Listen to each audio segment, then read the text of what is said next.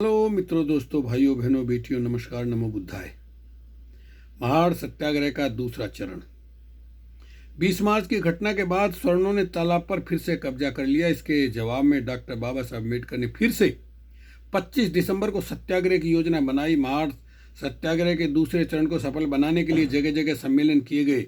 इसी कड़ी में बंबई में आयोजित एक सभा में 3 जुलाई 1927 को बाबा साहब ने कहा था, सत्याग्रह का अर्थ लड़ाई, लेकिन यह लड़ाई तलवार, बंदूकों, तोप तथा बम गोलों से नहीं करनी है, बल्कि हथियारों के बिना करनी है। जिस तरह पतुआखली, वैकोम जैसे स्थानों पर लोगों ने सत्याग्रह किया, इसी तरह महाड़ में हमें सत्याग्रह करना है।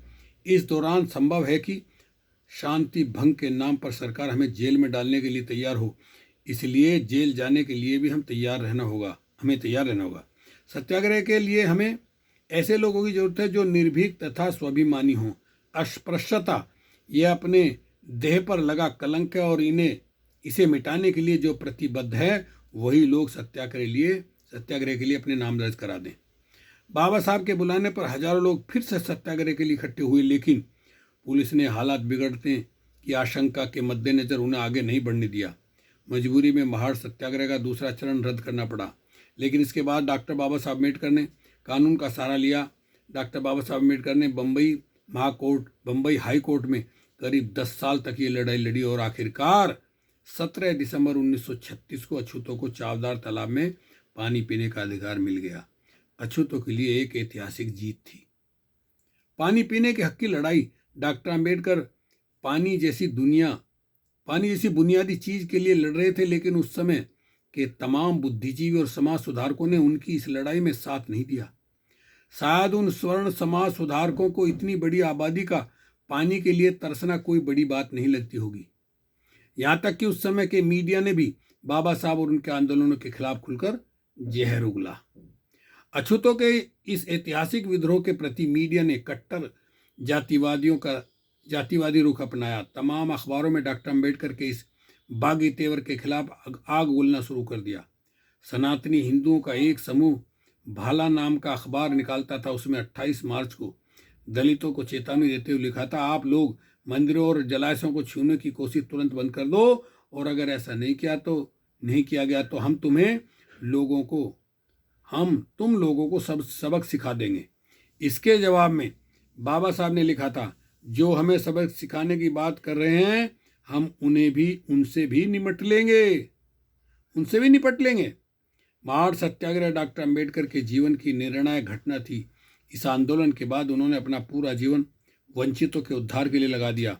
वो अपनी आखिरी सांस तक अपने असंख्य संतानों के लिए एक ऐसा भारत बनाने में जुटे रहे जहां कोई भेदभाव ना हो, जहां समानता, न्याय और बंधुत्व की बात हो।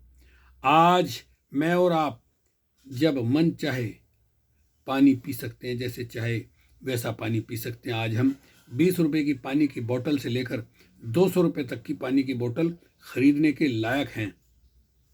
याद आया मुझे साथियों, 2007 में मेरी पत्नी ने कहा, रोने लगी, मुझे 13 साल हो गए हैं, मेरी माँ से मिला दो। मैं उन्हें मिलाने के लिए चल पड़ा। यहाँ से पहला जहाज बोलिया से स्टार्ट हुआ, ब्राज़ील पहुँचा। ब्राज़ील से दूसरा जहाज पहुँचा इंग्लैंड के एयरपोर्ट पर पत्नी ने कहा, मुझे प्यास लगी तो बोतल, वहाँ मैंने पूछा पानी की बोतल, एक बोतल $20 की। सोचिए आप। इसलिए यहाँ बताया कि आज हम इस काबिल हैं, 200 रुपए तक की पानी की बोतल खरीदने के लायक हैं, लेकिन हमें इस लायक बनाने के लिए बाबा साहब डॉक्टर अम्बेडकर को बहुत संघर्ष करना पड़ा। इसलिए हमारी हर घूंट बाबा साहब और उनके असंख्य सहयोगियों के अदम्य साहस और संघर्ष की कर्जदार है। इसलिए चावदार तालाब क्रांति दिवस पर पानी की एक घूंट पीते हुए हमें बाबा साहब का शुक्रिया अदा करना चाहिए। बाबा साहब डॉक्टर भीमराव अम्बेडकर जी को शत शत नमन। नमो बुद्धाय। जय भीम, जय संविधान। ये आर्टिकल भेजा था इंजीनियर SP गौतम, संयोजक बहुजन जागरूकता मिशन। तो साथियों, जागरूक बनिए और हमेशा बाबा साहब का त्याग बलिदान याद रखिए।